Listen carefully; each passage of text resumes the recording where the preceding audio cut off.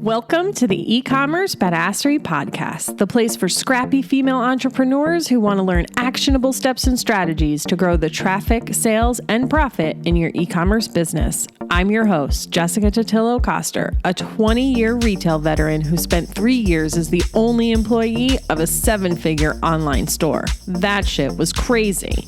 I know exactly how it feels to do all the things, and I'm sharing everything I learned the hard way so you don't have to. I may have started this business by accident, but supporting badass bosses like you lights me the fuck up, and I am so stoked to see you grow. Are you ready, babe? Let's roll. Welcome back to the eCommerce Badassery podcast. I'm your host, Jessica Totillo-Coster. Can you believe that this Tuesday last year, which was April 14th, I released the first 3 episodes of the eCommerce Badassery podcast? April 14th is also my wedding anniversary. In fact, a lot of the important days in my life in the last few years have happened on the 14th. I met my husband on the 14th of December in 2014. Our 4th date, which is the first time we hung out and cooked at home without the distractions of the outside world or any other entertainment, was on the 14th of the month. I think we both knew after that date that this was really going to be a thing. And then when we had the talk and became official, that was on the 14th. We got engaged and married on the 14th too, those last 2 being pretty intentional. So 14 is kind of my number. And I'm just so grateful for all of you who are always tuning in and sending me such awesome feedback about the show. It's been a real game changer for my business, and I really do just love podcasting. And while I only have 54 episodes before this one, I still thought it would be fun to do a best of episode. So whether you're a first timer or an OG who could use a little refresher, I went through my catalog of episodes, the feedback and the wins you've sent me, and I've rounded up the most impactful tips, tricks, how-tos, and stories according to you. Now, it would have been really cool to pull the sound bites from these episodes and mash them up in this recording, but truth be told, ain't nobody got time for that. And I just figured you'd be better served by me planning out new content than picking out sound bites from old ones. Priorities, friend. So for this first roundup, I'm going to share the best nuggets from the episodes and let you know where you can go for a refresher or to listen to it for the first time. And one more thing before we jump into it. Since it is my podcast anniversary and all, I'd love if you would give me a review as my anniversary gift. Even if you're not an Apple user, maybe you can borrow a friend's phone for a moment. Just do me that favor and leave me a review on Apple Podcasts. I would be so grateful. Okay, let's really get into it now. I'm listing out these episodes in numerical order to make it easier for you to follow along, and all the links will be in the show notes, or you can just scroll through your podcast player. I always include the episode number in the title. So the first one is the power of email marketing and the must-have email marketing automations for every e-commerce business. To recap that really quick for you, every e-com business should have at least a welcome series, a browse abandonment, a checkout abandonment, a post-purchase, a win-back, and a never purchase series. If you haven't updated yours in a while or you don't have all of them, check out episode 3 for all the deets. And if you're super new to email marketing overall, definitely start out with episode 2 where I break down my badass email marketing framework to help you wrap your head around a few key pillars to a successful email marketing program. Next on the list, quick wins for e-commerce success. I love this episode because it gives you actionable things you can do right now, like today, to see an immediate increase in revenue. And you guys loved it too. It's one of my top downloaded episodes, and I regularly get DMs from you telling me you tried one of the tactics and it worked. And there are 2 that stand out in particular. The first being to raise your free shipping threshold, and the second to resend your emails to people who didn't open them the first time. Now, when it comes to your free shipping threshold, I want you to think of that as a tool. It's a tool to increase your average order value. So if your average order value is currently $50, but your free shipping threshold is $50 or below, then you're probably leaving money on the table. There are a few other things you need to consider when setting this new threshold, and I go deeper into them on episode 4. But essentially, you want it to be a few bucks higher so the customer is encouraged to add at least one more item to their cart in order to qualify. And just the other day, someone let me know they recently raised theirs and their AOV has increased by $6. Now, $6 doesn't sound like a lot on its own, but it adds up. And even if you only have 100 orders a week, that's an additional $600 a week or $2,400 a month in revenue. Not too shabby. And then, of course, resending your emails to those who didn't open it the first time. You hear me talk about this constantly, and this is great for your evergreen or non-time sensitive emails and definitely during your promotional periods. Next up, number 3, which is my intro to SEO. That's episode number 6.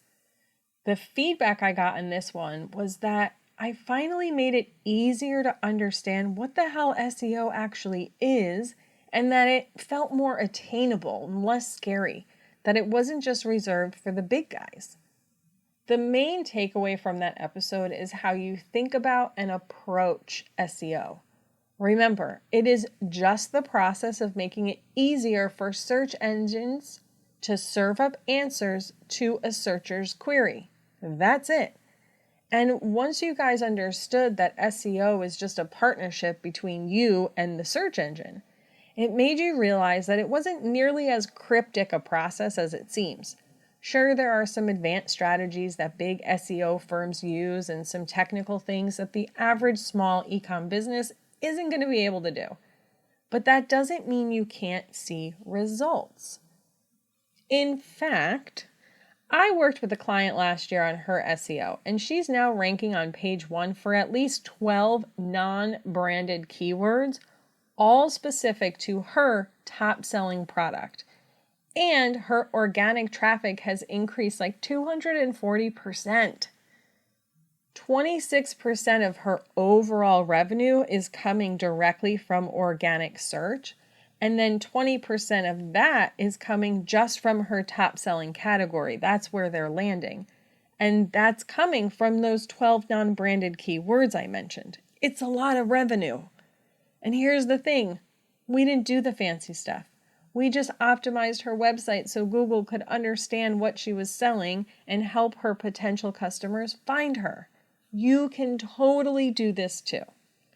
All right, on to the next one. Episode 17, all the Google tools and what they do.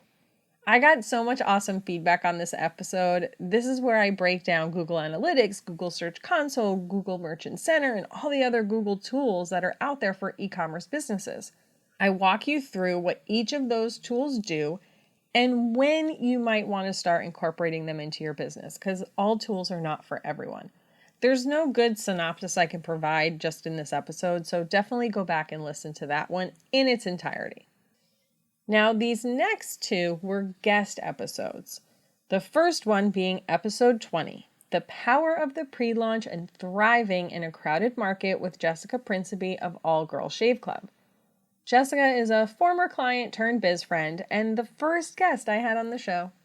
She shared her story of launching her subscription box and how she handled big VC-funded players entering the women's razor space. And there were 2 main takeaways from this episode. One being that if you build it, they will not come. Jessica talks us through everything she did to build a list of warm buyers who wanted to buy her product, and how she uses those same strategies now for promotions and stuff in her business 4 years later. The second, that there's room for everyone. And while she may have spent a day or so crying on the couch thinking her business was going to be over when these new players entered the space, she figured out that she could carve out her own space in her niche and continue to thrive. It's such a good story and an absolute must listen. 5th on the list was episode 26, 3 things entrepreneurs should do every day to maximize sales. My guest, Rishi Rawit, is a conversion extraordinaire, and he talked to us about the importance of always working on and improving our story to sell our products. Plus, he gives an amazing permission slip at the end of the episode. I'm not going to tell you what it is. You're just going to have to go and listen. Next up is actually 2 episodes. They're both related to email marketing ideas. I broke it up over 2 episodes and I just kind of grouped them together. So one was for non-salesy email ideas and one was for product-focused email ideas. It's episodes number 31 and 32. And in each of these, I essentially give you email prompts and some examples of what you can send to your list right now. In fact, there are enough email ideas in there that you can just cycle through them on a quarterly basis. So that's episode 31 and 32. Number 8 on the list is episode 41, Setting and Accomplishing Goals Like an E-Commerce Badass. You guys really loved this episode, and the biggest feedback I got was that it really made you think about what you wanted your business to look like. Helped you take a step back and get out of the overwhelm so you could figure out your best next steps and really focus your intention on the things that matter. As entrepreneurs, we naturally feel like we need to do all the things all the time. But usually when we do this, we end up accomplishing less than if we just focused on one thing at a time. And in this episode, I also help you figure out how to know what to focus on and when. And I think I'm going to go listen to this one again myself for a little reminder. It's so much easier for me to do for others than it is for myself. Number 9 on the list. Episode 44, How to Create an Email Marketing Calendar. I also did a live video about this in the eCommerce Badassery Facebook group where I show you visually how the template that I use looks and how I would plug things in. The replay is still there if you haven't seen it, and if you're not already a member, just click the link in the show notes to join, but make sure you answer all the questions, otherwise you don't get in. So in this episode, I walk you through my step-by-step process of how I build out an email marketing calendar for someone.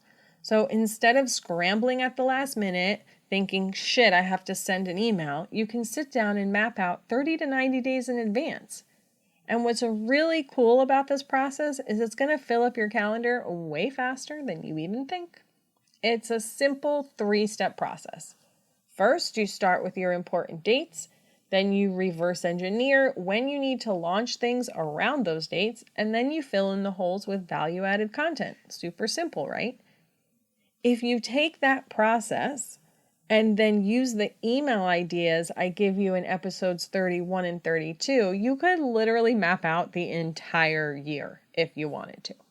And the last episode in the Best of Roundup is, drumroll please, episode 48, Are You Focused on the Wrong Things in Your E-Commerce Business? This was definitely a tough love episode, and while it didn't necessarily include tips and tricks you could use to see a direct ROI in your business, it was definitely one of the most impactful overall. This was one of those episodes where you messaged me saying things like, I feel like you were speaking directly to me, and oh, I needed to hear this. This is where I strip everything down to the basics based on where you are at in your business. Yes, I talk a lot about optimization and email marketing and segmentation all the time, but depending upon where you are, sometimes no amount of optimization is going to help you. And I also remind you that you can't always listen to the people around you if they're not the right people. There are a lot of nuggets to take away from that episode, so definitely take a listen. It's also one of those episodes you might want to go back to every once in a while for a little kick in the butt when you need it. Oh, and one more thing. I couldn't end this episode without giving an honorable mention to episode 49, Increasing Your E-Commerce Revenue with Cross-Sells and Upsells. It's pretty self-explanatory, but I break down how to decide which products to cross-sell and the best ways to implement them depending on where you're at in your business. So there you have it. The best bits of the eCommerce Badassery podcast so far. I can't wait to hear your feedback if you go and listen to new ones, or if you go back and re-listen to older ones, and maybe now you could be a year further into your business, right? And just kind of have a different perspective of what you hear. So I can't wait to hear your feedback. I hope you're having a wonderful day. Stay tuned, of course, for tons more value coming at you this year on the eCommerce Badassery podcast, and I will see you on the flip side.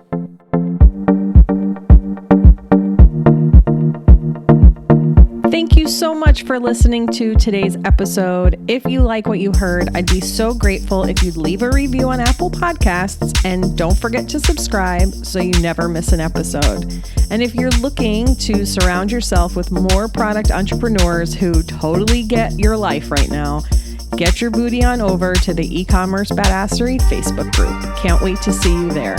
Until next time, e-commerce friends, stay badass.